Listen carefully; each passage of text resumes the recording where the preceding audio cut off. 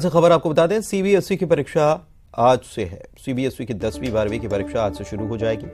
12वीं के 5 अप्रैल तक पेपर होने हैं और 10वीं की परीक्षा 21 मार्च तक चलनी है। सुबह 10:30 बजे से ये परीक्षा शुरू हो जानी है। स्टूडेंट्स को करीब 1 घंटे पहले सेंटर पर रिपोर्ट करना होगा और लेट होने पर सेंटर के अंदर जाने की इजाजत भी नहीं मिलेगी। किसी भी तरह का इलेक्ट्रॉनिक डिवाइस ले जाना पूरी तरह से प्रतिबंधित रहने वाला है। कई सारे नियम हैं और वासु हमारे संवाददाता हमारे साथ जुड़े हुए हैं, उनसे जानकारी लेते हैं। वासु, परीक्षा शुरू हो रही है और बहुत सारे नियम बनाए गए हैं और इनको ध्यान में रखना बेहद जरूरी है। स्टूडेंट्स जो परीक्षा देने जाएंगे उनको जानकारी हो जाना चाहिए, उनके माता पिता को जानकारी हो जाना चाहिए कि किस तैयारी से वे स्कूल जाएं आज।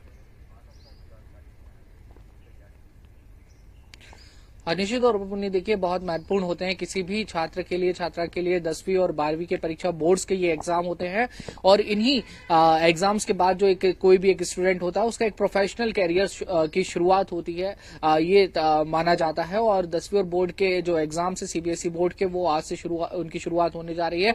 सारी तैयारियां जो है वो बोर्ड की ओर से पूरी कर ली गई हैं। जो दिशा निर्देश है वो पहले ही जारी कर दिए गए थे कि किस तरह से सीटिंग अरेंजमेंट होगा, स्टूडेंट्स को किन किन बातों का ध्यान रखना होगा। फ्लाइंग स्क्वाड्स भी जगह जगह पर आ सकते हैं, चेकिंग कर सकते हैं ताकि किसी भी तरीके के नकल और अन्य तरीके के जो प्रकरण सामने आते हैं वो ना आए। इसके साथ ही स्टूडेंट्स की सेफ्टी और सिक्योरिटी का भी पूरा ध्यान रखा जाएगा। स्टूडेंट्स के लिए एग्जाम सेंटर्स पे फर्स्ट एड और जो इमरजेंसी मेडिकल जैसी जो सुविधाएं हैं वो भी वहां पर मुहैया रहेंगी। स्टूडेंट्स से अपील की गई है कि 1 घंटे पहले एग्जाम शुरू होने के उनको सेंटर पर पहुंचना होगा और इसके साथ ही जो पूरा एग्जाम हो जाएगा 3 घंटे के बाद, उसके बाद ही स्टूडेंट्स को एग्जाम हॉल से बाहर निकलने की इजाजत होगी। जी पुनीत। चलिए, बहुत शुक्रिया आपका इस तमाम जानकारी के लिए।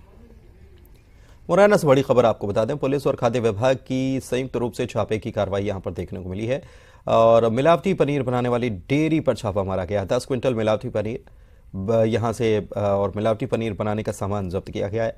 खाद्य विभाग अब पूरे मामले में जांच करने में जुटा हुआ है। तो मुरैना से यह खबर आपको बता रहे हैं जहां पर मिलावट का खेल जो है वो चल रहा था और इस पर छापे की कार्रवाई। जी, नारो नंबर 3 पे करे सरकार नाम से एक डेयरी संचालित है, जिसके संचालक सुनील गुर्जर है। मौजूदा रेमसी गुर्जर पाई गई थी तो डेयरी का निरीक्षण किया गया तो लगभग 10 क्विंटल उसके लगभग पनीर बना हुआ जो था तो उसका सैंपल लिया गया है और सैंपल लेके अपन जाँच से भेज रहे हैं। जाँच आने के बाद जो भी निकलेगा उसमें तो उसको भी सर पनीर के अलावा कुछ और कुछ मिला है, दूध या कोई केमिकल टाइप?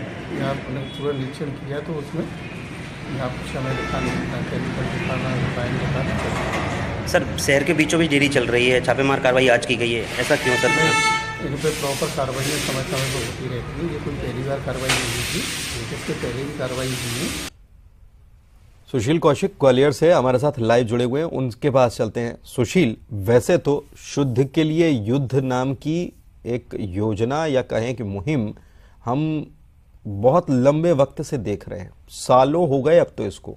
जब कांग्रेस सरकार थी तब से शुरू हुई थी, बीजेपी सरकार में भी शुरू हुई, लेकिन एक चीज जो नहीं बदली वो मुरैना में मिलावट का खेल और मिलावटी दूध से लेकर मिलावटी पनीर का खेल। कार्रवाइयां लगातार होती है लेकिन उसके बावजूद भी मामले थमते नहीं हैं। बिल्कुल सही बात है आपकी कि ग्वालियर चंबल अंचल में खासतौर पर भिंड और मुरैना में जो दूध से नकली पनीर, मावा, घी बनाने का काम है वो लगातार चल रहा है। ऐसा ही एक वाकया कल सामने आया जहां मुरैना में कोतवाली थाना क्षेत्र में पुराने बस स्टैंड के पास जब पुलिस और खाद्य विभाग की टीम ने एक छापामार कार्रवाई की डेयरी पर, तो यहां से करीब 10 क्विंटल पनीर बरामद हुआ है और आशंका यही है कि ये पनीर नकली है। यही वजह कि इस पनीर के सैंपल लिए गए हैं।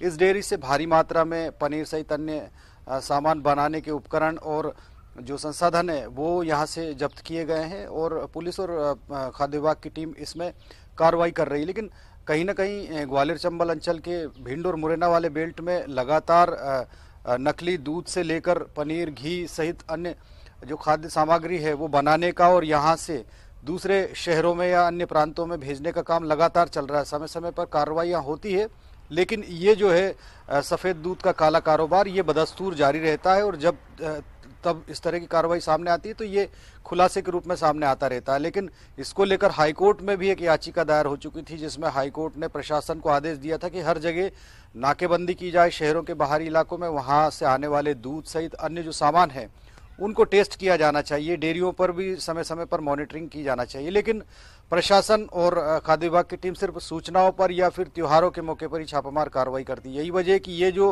गोरख धंधा है लगातार चल रहा है और चलता रहेगा जब तक उस पर ठोस कार्रवाई नहीं होगी। बिल्कुल, और ये बेहद शर्मनाक है शासन और प्रशासन के लिए कि आप लगातार कार्रवाई कर तो रहे हैं दिखाने के लिए, लेकिन उसके बावजूद ऐसे मामले सामने लगातार आते जा रहे हैं, इनमें कमी नजर नहीं आ रही है। तो फिर कार्रवाई कैसी हो रही है और किस धीमी गति से हो रही है, और कैसे वापस ये लोग सफेद दूध के काले कारोबार को करने के लिए फिर से बैठे हैं तैयार? ये कई सारे सवाल हैं इस कार्रवाई को लेकर। बहुत शुक्रिया आपका सुशील इस जानकारी के लिए।